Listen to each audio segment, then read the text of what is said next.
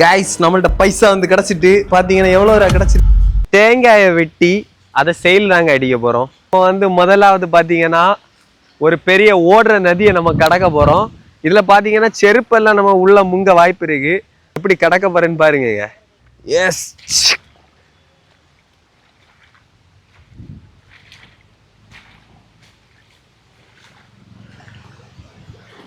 Friends, இதில் நிறைய பாம்பெல்லாம் உண்டு, நம்ம பார்த்து தான் வரணும்.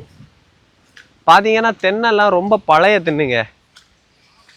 இப்போல்லாம் இருக்கிற தென்னில் எல்லாம் நிறைய தேங்காய் எல்லாம் காய்க்கிறது கிடையாது. நிறைய பேர் சொல்கிறாங்க ரேடியேஷனால் அது இப்படி ஆகிட்டுன்னு. ஸோ இந்த பிளேஸ் எல்லாம் பார்த்தீங்கன்னாலும் தெரியும், மயிறு மாதிரி இருக்குது. சீரியஸாக பராமரிப்பே இல்லை.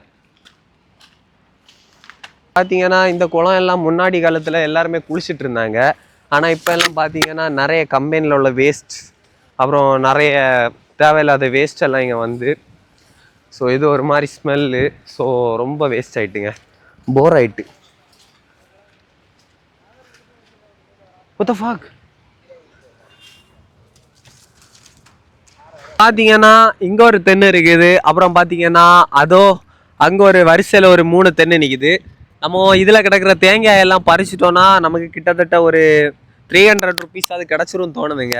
நம்ம இதை பறிக்க போகிறோங்க. பறித்து நம்ம இதை விற்க போகிறோம். ஓகேவா, நம்ம முதல்ல ஒரு தென்னில் ஏறலாங்க.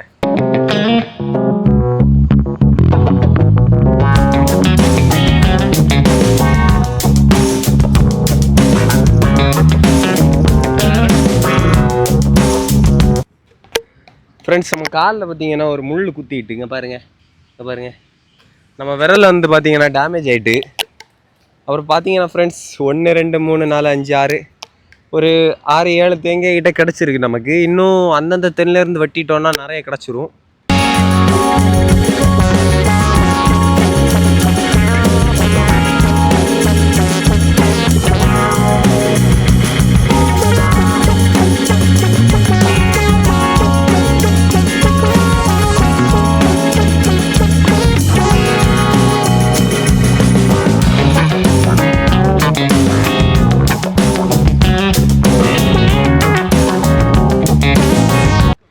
ஃப்ரெண்ட்ஸ், ஒரு சூப்பரான கருக்கு இருக்குது. தேங்காயை சேல் அடிக்க தான் போகிறோம். பார்த்தீங்கன்னா கருக்கை நம்ம வெட்டி இப்போ குடிக்க போகிறோம்.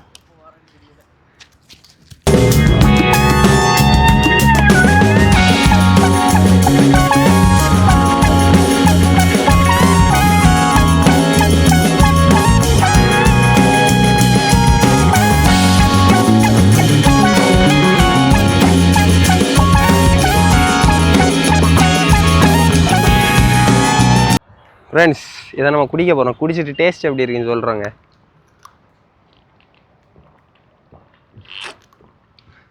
சர்பத் மாதிரி இருக்குது, உண்மையிலே சர்பத் மாதிரி தான் இருக்குது.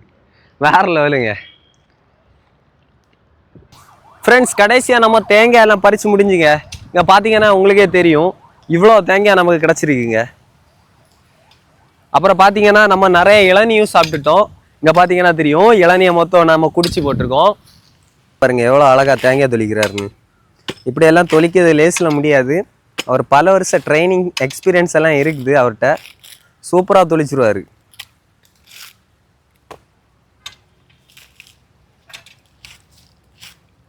எப்படி அசால்ட்டாக அவர் கையில் எடுத்து அதை அப்படியே டெலிவரி பண்ணிட்டாரு.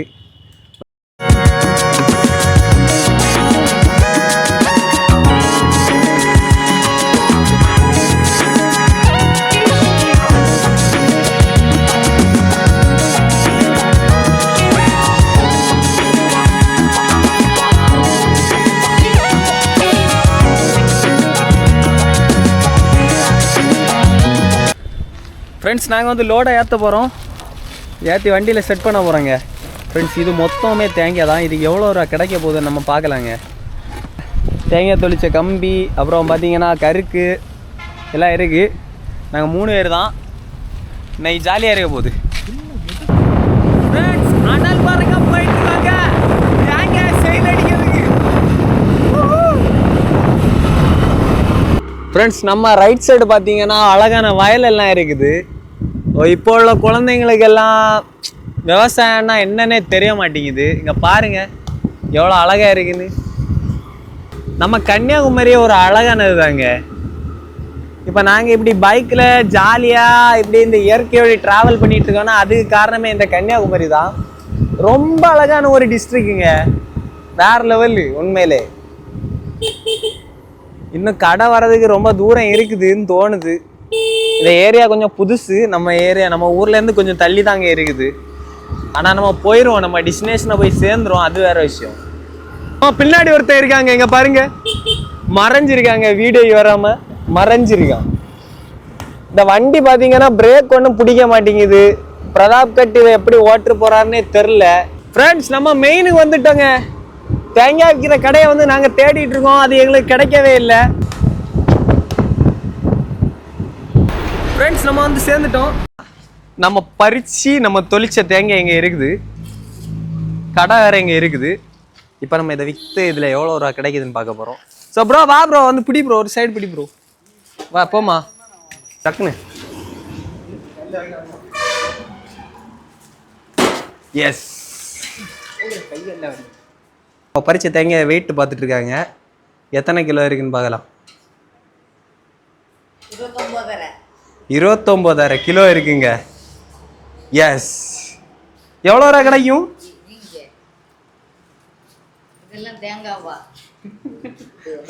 ஃப்ரெண்ட்ஸ், இதெல்லாம் தேங்காய் இல்லையா ஃப்ரெண்ட்ஸ், எல்லாம் முக்கால் வளர்ச்சி ஆயிருக்கு போல இருக்கு.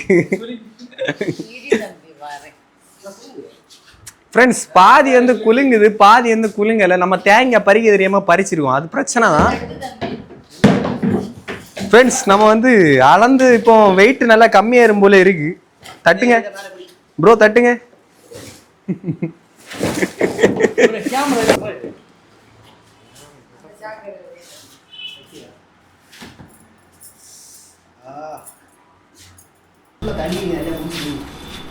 மாதிரி தேங்காய் தொளிச்சிருக்க சந்தை தவறு அது என்ன எங்கேடி அது. ஃப்ரெண்ட்ஸ், இங்கே பாருங்க ஃப்ரெண்ட்ஸ், இவர் தான் இந்த தேங்காய் தொளிச்சிருக்காரு. இங்கே பாருங்க, தேங்காய் தொளிக்க வந்து தேங்காய் விற்க வந்திருக்காங்க. ஃப்ரெண்ட்ஸ், இதை குத்துனா இப்படி தண்ணி என்ன வந்துட்டு இருக்காங்க, இதை தேங்காய் விற்கிறதுக்கு கொண்டு வந்திருக்காங்க. ஃப்ரெண்ட்ஸ், இந்த குலுங்காத தேங்காய் பார்த்தீங்கன்னா விலை வந்து குறைச்சி எடுப்பாங்களாம், ஆனால் எடுப்பான்னு சொல்கிறாங்க. எவ்வளோ ரூபா எடுக்கலான்னு பார்க்கலாம். ப்ரோ வாங்க ப்ரோ.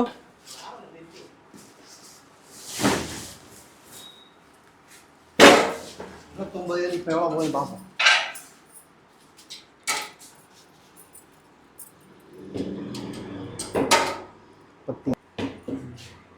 2 1.5 2 29ல 12 கழிச்சு தருவேன். 12 போச்சுன்னா 29 அடி எங்க கிடக்குது? 12 கிலோ போச்சுடா. 12 கிலோ லாஸுங்க. ஃப்ரெண்ட்ஸ், நம்ம தேங்காய்க்கு வந்த நேரமே சரியில்லைங்க, கூட கிறுக்கணும்ல விட்டு வந்துட்டோம், அதான் பிரச்சனை. பாதி தேங்காய் நம்ம வீட்டுக்கு கொண்டு போய் ஆகணும், அதனால வீட்டில் போய் சட்னி அரைக்கிறேன், ஏன்னா அது ஒன்றுமே குலுங்கலை. இப்போ நம்ம இவ்வளோ தேங்காய் வந்து தான் வித்துருக்கு. இந்த தேங்காய் எவ்வளோ காசு கிடைக்குதோ அந்த காசு வச்சு தாங்க நம்ம என்ன என்ஜாய் பண்ண முடியும். அதுக்கு மேலே ஒரு காசு கூட நம்ம கிடையாது. கைஸ், நம்மள்ட்ட பைசா வந்து கிடச்சிட்டு பார்த்தீங்கன்னா எவ்வளோ ரூபா கிடச்சிருக்கு தெரியல ஃப்ரெண்ட்ஸ், நம்ப முடியல ஃப்ரெண்ட்ஸ், 1000 தாண்டி கிடச்சிருக்கு ஃப்ரெண்ட்ஸ். ஒரு கிழிஞ்ச நோட்டு இருக்குங்க, ஒரு 20 ரூபா கிழிஞ்ச நோட்டு. நம்ம நல்ல வேலை நம்ம பார்த்தனால அதை மாற்றி தராங்க, இல்லைன்னா மாற்றி தந்துருக்க மாட்டாங்க.